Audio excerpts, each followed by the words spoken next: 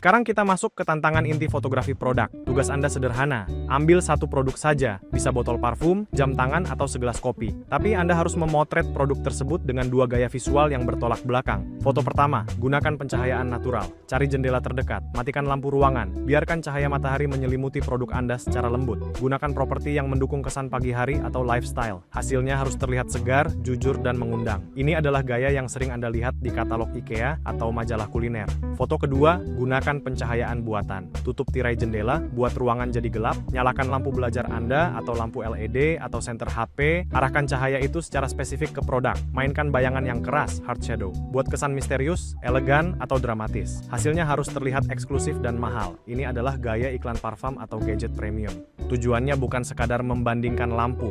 Tujuannya adalah melatih Anda untuk menyadari bahwa cahaya adalah make up.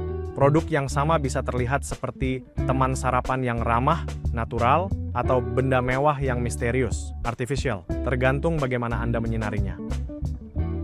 Memotret itu mudah, yang sulit adalah menilai karya sendiri secara objektif. Sekarang, mari kita letakkan kamera dan lihat hasilnya di layar yang lebih besar. Kita akan melakukan evaluasi berdasarkan 3 pilar utama. Pertama, tanyakan soal mood. Lihat foto teman Anda atau foto Anda sendiri.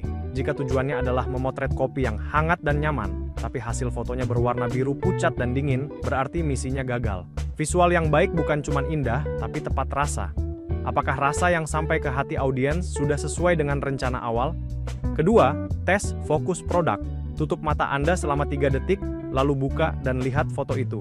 Kemana mata Anda pertama kali tertuju? Jika mata Anda langsung mengunci ke produk, selamat. Tapi jika mata Anda malah sibuk melihat properti di belakang atau terganggu oleh pantulan cahaya di meja, berarti hierarki visualnya bermasalah. Ingat, produk adalah raja. Ketiga, bedah teknisnya. Apakah cahayanya merata? Apakah bayangannya terlalu keras, menutupi logo produk? Apakah komposisinya seimbang atau malah miring ke kiri? Jangan cari pembenaran. Jika miring, akui miring. Jika gelap, akui gelap. Hanya dengan mengakui kekurangan teknis, Anda bisa memperbaikinya di sesi pemotretan berikutnya. Ingat, kritik dalam sesi ini bukan untuk menjatuhkan, tapi untuk menajamkan insting visual Anda. Agar penilaian ini adil dan transparan, berikut adalah 4 pilar utama yang akan menjadi penentu nilai Anda. Saya tidak menilai berdasarkan selera, tapi berdasarkan indikator ini. Pertama, teknik pengambilan gambar. Ya, ini adalah syarat sahnya sebuah foto. Apakah fotonya tajam? Apakah fokusnya tepat di produk? Apakah exposure-nya pas?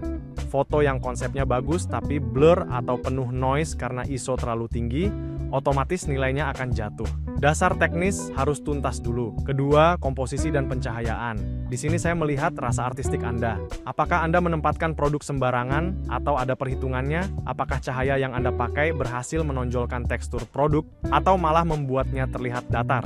Lighting adalah nyawa foto produk. Tunjukkan Anda bisa mengendalikan cahaya, bukan dikendalikan cahaya. Ketiga, kreativitas dan konsep. Saya menghargai usaha lebih. Apakah Anda hanya menaruh botol di meja lalu jepret? Atau Anda menyusun properti, mencari angle unik, dan membangun cerita? Kreativitas adalah pembeda antara tukang foto dan fotografer. Keempat, dan ini yang paling penting di mata klien, relevansi visual dengan brand. Ingat slide sebelumnya. Jangan salah kostum. Jika produknya adalah mainan anak tapi fotonya gelap dan seram, nilainya rendah meskipun tekniknya bagus. Foto harus nyambung dengan identitas brand dan target pasarnya. Penuhi keempat kriteria ini, dan Anda tidak hanya akan lulus mata kuliah ini, tapi juga siap menerima bayaran dari klien nyata. Skill fotografi tidak cukup hanya dipelajari, tapi harus sering dipraktikkan. Eksplorasi berbagai sudut dan mood visual untuk meningkatkan keterampilan. Ingat, latihan konsisten adalah kunci penguasaan teknik fotografi.